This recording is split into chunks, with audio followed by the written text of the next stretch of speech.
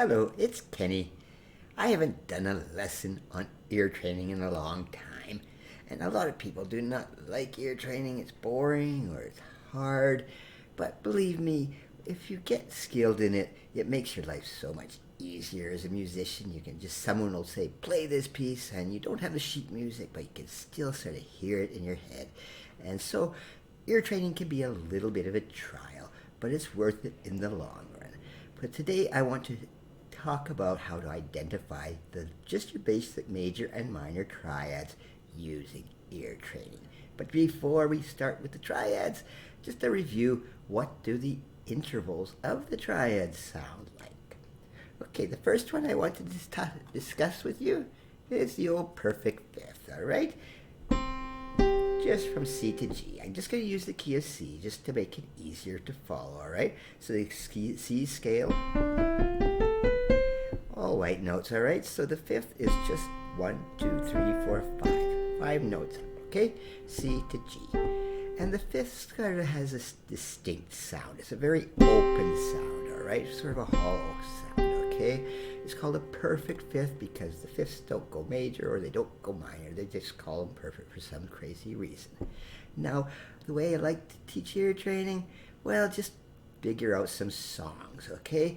Some songs that use these intervals, and with the perfect fifth, the easiest one of all is Twinkle, Twinkle, Little Star.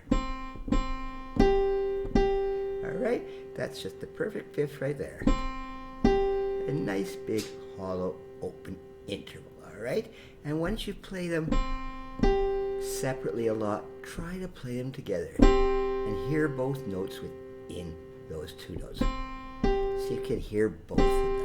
All right, another piece I like to use for the perfect fifth is John Williams' Star Wars, okay? It just starts with that perfect fifth there, right? And if you listen to a lot of John Williams' film music, he uses lots of fifths, lots of fourths, which we'll get onto just momentarily, but those open fifths are just completely in lots of his music, all right? And another piece that uses that fifth is Scarborough Fair, all right?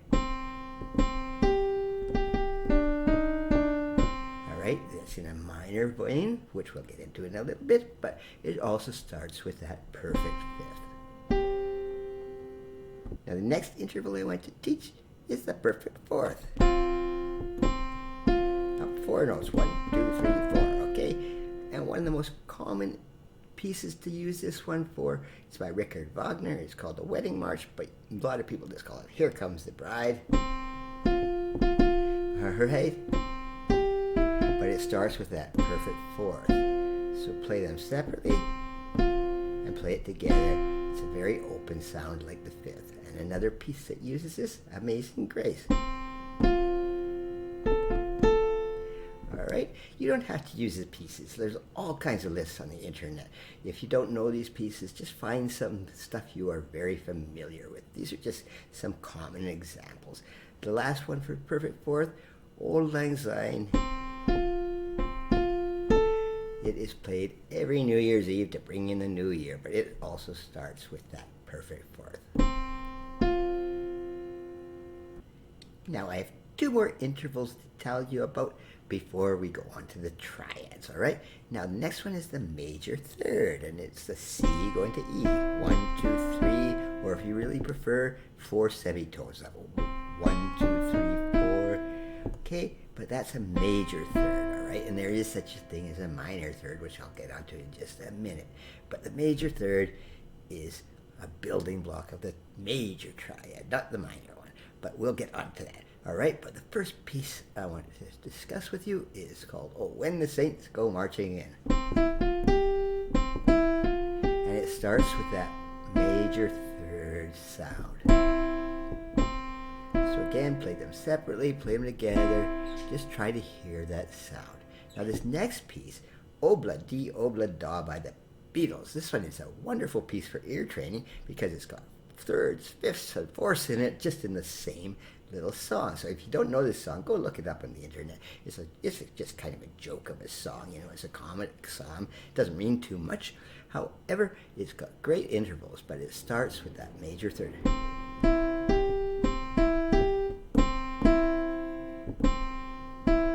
actually, you'll find out sooner or later that that is the major triad. But just listen for that major third. And another one by a lovely piece by Cat Stevens. It's called Morning Has Broken. But it starts with that major third sound. All right. Now I got a funny little story to tell you, because sometimes in my videos you might hear in the background there are birds. I have birds in this place, all right? And guess what? Their favorite interval for singing is that major third. If you hear them chirping, try to listen to that and see if you can pick out that they sing major thirds. Birds are very good at singing intervals, all right? Some good bird watchers, they know exactly what kind of bird it is by the sound. But anyway, that's a sideline. Now the last interval I want to teach is the minor third, all right? And it's almost like the major third, except it's down one semitone. Okay, the minor third always has a little sadder sound to it. You should be able to pick it out just by that sadness to it, all right? Or you can think of it as 3 semitones, 1, 2, 3, up, all right? All right, okay, but this piece, it's kind of, it's used in sadder pieces sometimes, like Greensleeves. Very old piece, but it starts with that minor third. Just hear those 2 notes going off together. Another very famous piece of this is Brahms' Lullaby.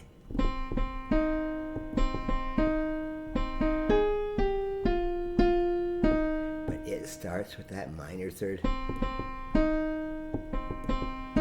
All right, and the last piece, I'm a Canadian, okay? And I was always taught our national anthem starts like this. It's